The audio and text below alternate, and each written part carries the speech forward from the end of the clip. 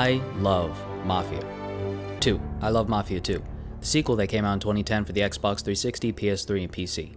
I eventually played it on PC a couple years ago when I saw it was on sale, but before then I would just play the demo over and over again when I was a kid. I remember trying to go as fast as possible to try and break through the red barrier keeping me in the limited area, getting a high wanted level so I could pick up the Tommy guns police dropped, and buying every suit I could find. I'm positive the playtime for that demo far exceeds the time it took me to beat every other Mafia game combined. I'll never forget my time with it for many reasons, most of which I won't state in this video for the sake of brevity and other reasons. After actually beating Mafia 2 in full, I bought the first game to finally see where the series started and what was behind this cover art, which I always found surprisingly beautiful, in a brutal, horribly uncomfortable sort of way. But I barely played it before other games grabbed my attention and forced me into my current routine of torment. Years go by, it gets thrown into the pile of games that is my backlog. Until I see the remake of it is on sale. I pick it up and decide to do a back-to-back playthrough before the same thing happens, months go by, and they both get thrown into the pile of games that is my backlog. But now I've finally gotten around to them, and I'm here to talk about both to see if the old one holds up and how the new one fares as a remake. Before really getting into it, I just want to touch on some of the stuff you'll have to deal with buying the game now on PC. Aside from some minor technical stuff like shadow flickering, frame drops when adjusting the audio, and some camera oddities that mostly happened while driving, there was one big thing the modern release was missing. The music. Not all of it, but a lot of it was missing because the licenses expired. Everything made specifically for the game is still intact, but there's no radio anymore. I did not know about this, so most of the time spent driving in silence, which was a lot, could have been alleviated.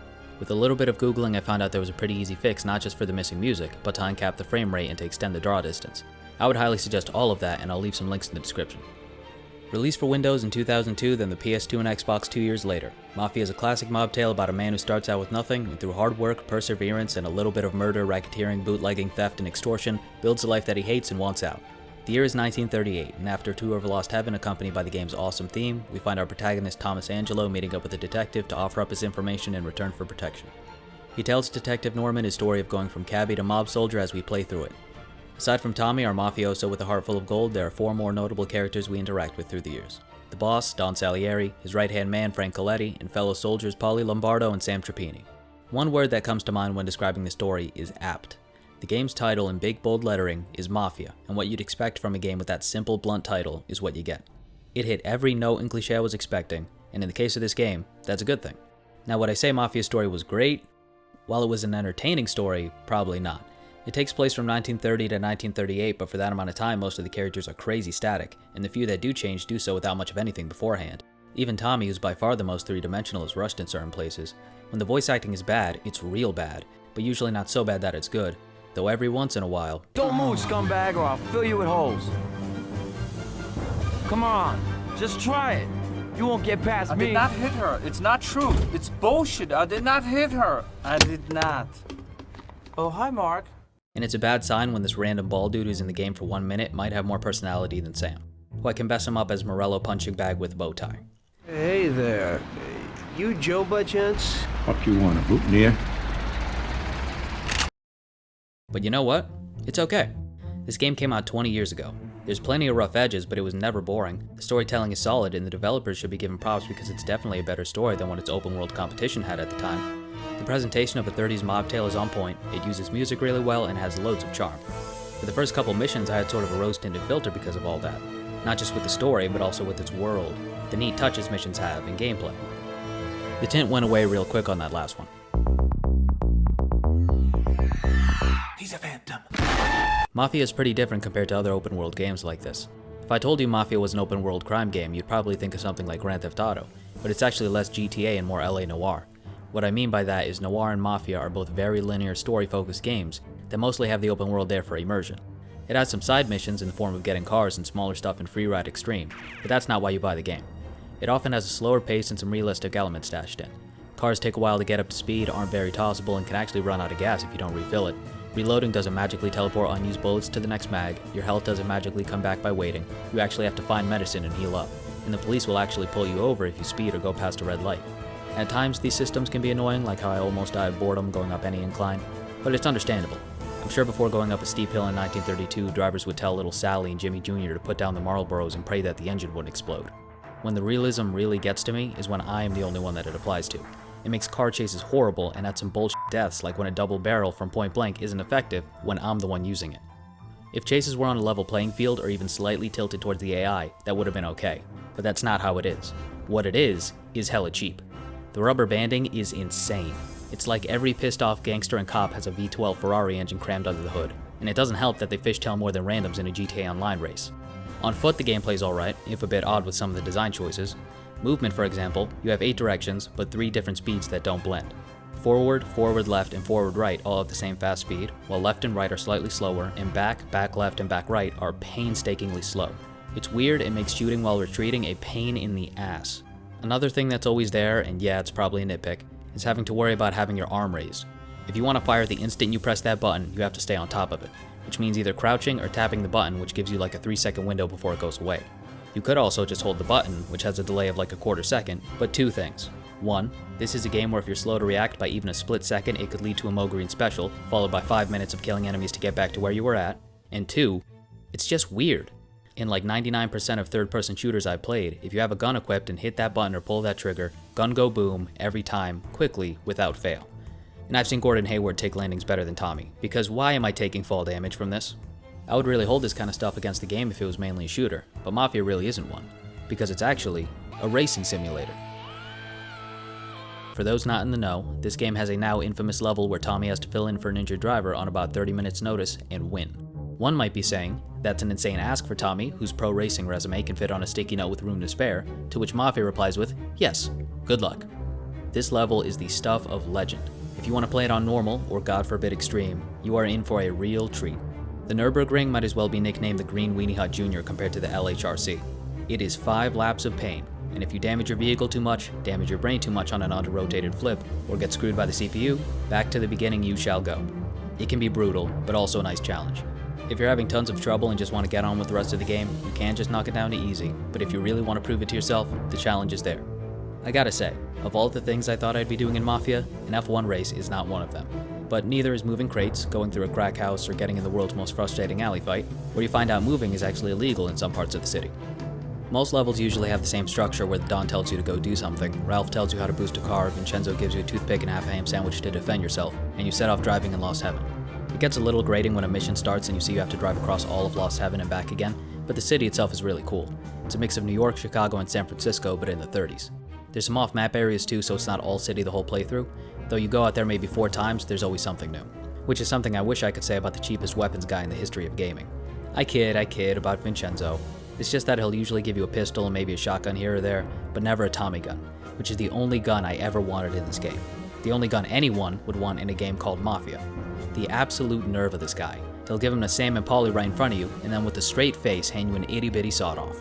Trying to get a Tommy gun from Vincenzo is like trying to pry the fruit salad away from Ginny Sack. Oh, rim shot! Even if most missions have the same bookends, the main parts of them are pretty varied and interesting. Although sometimes it can be too open to the point where I had to Google exactly what I was supposed to do, it is nice not having my hand held all the time. Like this one mission where you're told the objective broadly, but actually have to figure it out by talking to people and breaking into their rooms one by one. It's pretty neat, and I like how they don't fill the screen with dozens of markers and breadcrumbs and crap like that. Though I wouldn't mind filling up like 5% of the screen with a mini-map and maybe a path to where I'm supposed to go instead of this overlay, compass, radar, and tiny specks of white, yellow, and blue. This whole driving setup is interesting, but like some other stuff, I wouldn't mind a bit more modernization. Maybe some smoothing out of the game's rougher edges, some motorcycles, or a garage where I can easily sort through my Duesenbergs, and oh my god. Mafia the Definitive Edition, or as I like to call it, Mafia 1-2, does a great job modernizing Mafia 1-1. It plays alright, looks great, sounds great, and the story, at least in my opinion, is a lot better. In the macro, it's the same, following the original mission for mission without a single new thing thrown in. But in the micro, what Hangar 13 adds in between the plot points both games share, is where some great stuff comes through. It will introduce a character earlier to give you more time to know them, have the trio of Tommy, Sam, and Paulie shoot the shit during downtime, and add these small bits of dialogue here and there. All of that adds up over time, making for a journey where I just care more about what happens and who's involved. It also helps that the developers use the new technology to make characters more expressive. The way I see it, the only thing you could give to the original over this is maybe some specific lines of dialogue here and there. But aside from that, I consider the narrative a straight-up improvement in every way. The developers for Mafia 1-2, Hangar 13, were also the same ones who made Mafia 3, and even without the bullet animation when the game boots up, I could tell.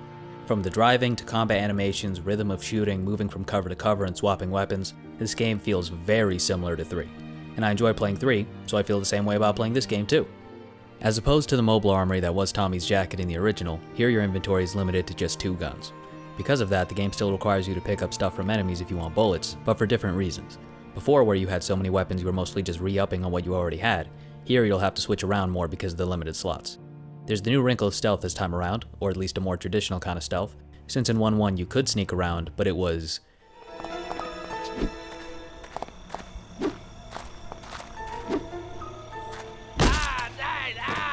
different. Here, when an unsuspecting goon gets close, you hit a button, watch an animation, rinse and repeat until you want to raise hell. Another aspect that feels so different it might as well be new is the melee combat, which is now good, where before it was either torture or hunting for back exposure and insta-KOs. Here you have 2 attack types, a counter, and a finisher that's cool at first, but loses some shine and glitches out more than it doesn't. It's not Fight Night Round 6, but it works, mostly, and is better than 1.1. Also better, driving. The dynamics, the act itself of accelerating, braking, and turning, and the UI around it. It's nice not having to tab in a transparent overlay and just have a regular old minimap, but to be honest, I wouldn't mind not having any sort of map on screen because of the signs that pop up. Whenever you have to go somewhere, these signs will pop up on the right hand side and give you directions before fading away as you pass it. Words cannot express how much I love this feature. The signs blend in with the environment and I rarely have to divert my eyes from where I'm going to look at the bottom left corner. Ghost of Tsushima had wind, Mafia Definitive Edition has signs, and I wish every open world game would try to do something different and use the world or something in it to guide the players like these games. My only complaint is that I wish there was a type of sign to give you a heads up to slow down if you're going really fast and the next turn is a hard one. Aside from that, it's perfect and I love being immersed in the 8th generation console version of Lost Heaven. The Central Island skyscrapers, the Chinatown Square and Salieri's bar on top of the constant barrage of ads for Swift Cola. Seeing this 1930s city with this level of fidelity is just so fucking cool. There aren't as many cars, but there is a good variety for what's here. You can customize the ones you own in the garage and there's motorcycles now. You still have the option of shifting gears yourself in manual mode and have 2 different types of handling. In this menu, one option of many can be changed to either regular or simulation. Regular has a more arcadey feel to it and is more forgiving, while simulation makes cars feel a bit more weighted, a bit harder to turn at higher speeds, and take more damage from collisions. In that same menu from earlier, you might have also noticed the other options that impact how you play. Most of my playthrough is in the classic difficulty, where police respond to the same things as in the original, ammo acts the same way, enemies have more health, though a good headshot will do them in, and the driving is simulated. I enjoyed this way of playing, mostly after I realized how quickly you can get burned if you take too long out of cover, and how I should not do that. Also, walking into fire for ammo, even if you just graze it, not worth it, just a heads up. So after playing the Mafias, both new and old, I'll say this. The original has a charming uniqueness on top of its core of solid missions that make it memorable. There's a reason I'm still talking about it 20 years after release, but there's also a reason it was remade, aside from cashing in on a known IP, though that's a pretty big reason, and it's that Mafia had a good number of rough edges. Hangar 13 saw those edges and smoothed them out with sculptor-like precision. And because of that streamlining and modernization, I would highly recommend the remake over the original. It's just better in a myriad of ways. But it also blends in with the sea of games that are released today without any incredible design choices or innovations. Is what I would say if it didn't have the turn-by-turn system. Seriously, it's so good my knees buckle just thinking about it. The game around it is pretty good too. So that's the video. Thank you for watching, and if you want to see anything in the future, be sure to subscribe here and or follow me on Twitter for updates. Later.